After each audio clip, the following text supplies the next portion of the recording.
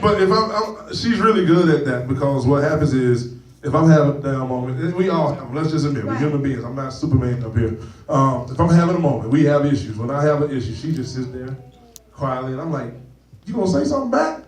She won't never say, so it just ends the argument. If it's a disagreement, I'll say that, but we disagree. It'll end because she knows how to stay focused on what's ahead and find a solution. Put it like this. What good would it do for you to entertain that frustrated moment? It's only going to make it worse. So a lot of times we entertain a problem when we really just should sit down and focus on what's really going on and think. A lot of times we don't think things out and we just say stuff when the other person is talking.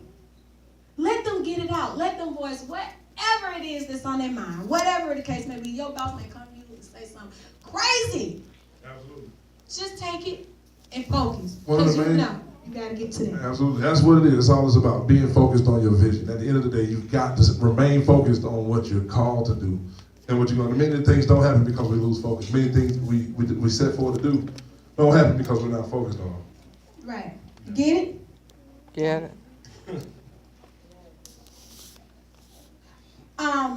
The next point was once she met them, she conversed with them. Right? She conversed with David. She was able to influence the leader. She was able to lead the leader. A lot of times if you sit and you listen to a person, you are able to lead them somewhere else. If we're having a disagreement, even if I am having a disagreement with him, he listens to me and he's able to lead me in another direction. But a lot of times it's hard for us to even be in the position to be led because we're so busy trying to tell them what we think. If we can only listen, it'll be easier for us to lead. The word says the meek shall inherit the earth. How about this? Women really are the leaders of their house subliminally. Can I just be honest? Y'all really got the control because y'all, even though we the head and all that demand and all that, man, y'all have the control because y'all are wise and y'all can lead from behind. A strong leader is nothing but the best follower. I've always been taught that. Before you can be a good leader, you've got to be the best follower. That's right. And that's a principle, man. So at the end of the day, she was able to lead the leader. She was able to influence his thoughts based on her, honorable following. Even the way she was calling him, my Lord. She was bound down. Like she was able to humbly lead the situation. She got what she wanted from the leader, not what he wanted as the leader. Go ahead and tweet this. No one has the key to happiness. No one. No one. But the good news is, it isn't locked. It isn't locked. That's good. It's just there for you to open it. A lot of times we feel like it's something that we have to do to be happy in life. You look at your age and say, well, I can't do that, or I'm too young, or I'm too young, oh, well, I don't have the social status, I don't have the money. You have it. God has given you everything that you need to get it done. You just have to believe it. You have to believe in yourself. You have to have faith in God to know that you have this. This is another one. I want y'all to tweet this. The bad news is time flies. But the good news is you are the pilot. Amen. Time flies, but you have control over what you do with your time. Manage your time. I said this a couple of weeks back. One of the only things you cannot get back, probably the main thing you cannot get back is time, man. Time. That's why they say time is money. Man, I don't even call money no more. I call money, man, energy exchange. Yep. I had to put my energy in to make this happen, and now I'm giving you my energy. And I know that's kind of deep, but it's the truth because it took time for me to get this. And the only way I can get more of it is if I give more of my time. That's how it is why they make you punch in a time clock when you go to work. Right. That's how you equivalent to your money. Man, time, money is time. I know y'all heard that. Money is time. Absolutely. So we're going to go to the next point. Blessed by your enemies. So she gave him all this stuff. And then he blessed her. Sometimes the very person that was going to kill you can be the very person that's going to bless you. It's all about your perspective and how you look at it. 1 Samuel 25:32. Then David said to Abigail, blessed be the Lord God of Israel who has sent you this day to meet me. He blessed her. The same person that said that he was going to kill everybody turned around and blessed her. When you align yourself up with what God has said, doors will open that no man can shut. When God closes the door, He's protecting you for something. That's right. When God opens another door, he's introducing you to something new that's going to bless you. Amen. Absolutely. I said it last week. Thank God for those closed doors. Yes. Thank you for closing that door and never opening it again. The opposition was not sent to stop you, but it was sent to establish you. That's right. That's right.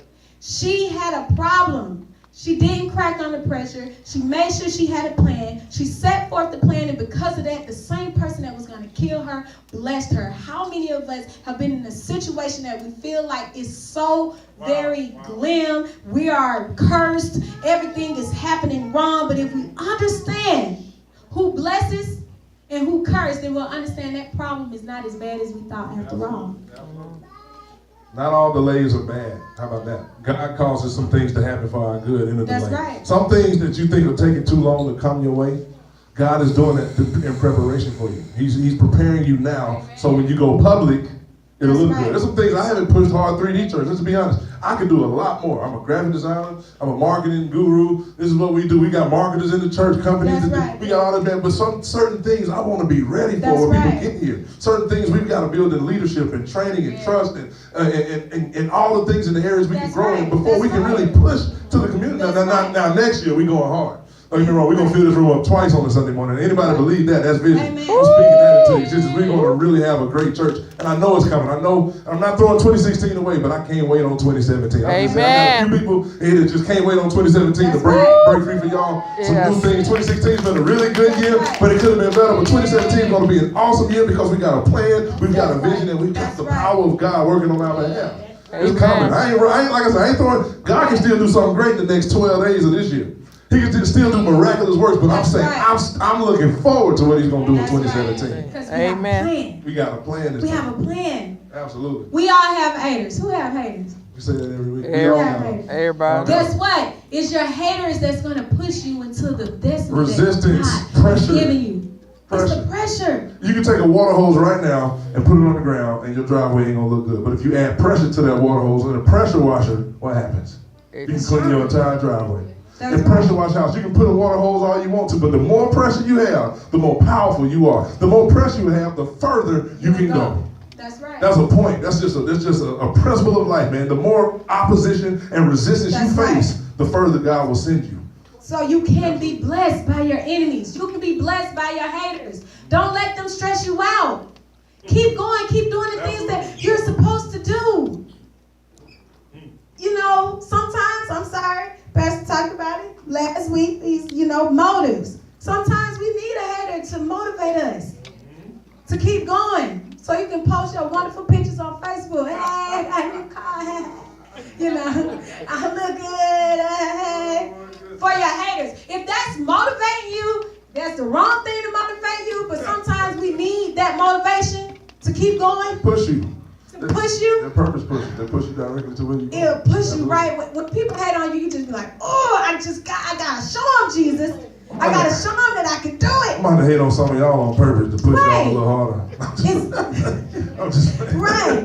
But that thing, it do something to you, man. Let's just be honest. Let's having a conversation. Let's be real up in here, man. When people, when they do that to you, man, it makes you go even harder. If you got the right mindset. That's right. I ain't doing it for you. I'm doing it to I can show you better than I can tell you. That's right.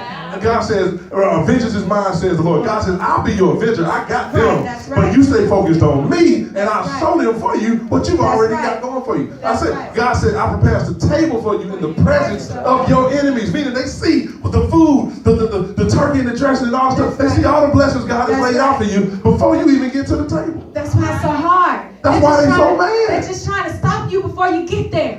Like, no, don't let her come in the dining room. No, when she get here. No. She gonna see it. She gonna see it. They can see it before you get taste it. and see. You gotta keep going. I'm hungry. Don't let anything distract you. There would not be a Jesus if there wasn't a Judas. Amen. Wow. He betrayed Jesus. But just as we thank God for Jesus, we have to thank God for Judas. There would be no David without Goliath or Saul. He went through a lot. Amen. Right. There would be no Moses without Pharaoh. Let's just be honest. There would be, man, there's no opposition without the enemy, man. That's right. There's no destiny without going through pain. So let them hate. Let them. Hate on. I got a song like that. My friend. Hate on. haters. Oh my goodness. Yeah, I know that song. All right. So guess what? People are not your biggest discouragers. You are. You are. You can discourage yourself out of anything. Just because they hate on you does not mean it's the truth. Just because they tell you can't do it does not mean it's the truth. You have to believe in yourself that you can do all things through Christ that strengthens you. Philippians 4:13. Yes, ma'am. How you respond to the situation simply becomes The situation. the situation. The situation. She didn't respond the wrong way. She didn't crack. Tame your tongue. Whoever keeps his mouth and his tongue keeps himself out of trouble. Abigail knew how to speak. Did she tell her husband what was going on? Mm-mm. She knew if she would have told him, then everything would have been left. She knew when to talk. She knew when to be quiet. She knew when to say. She knew when to talk to David. She knew when to be quiet. Sometimes we talk too much.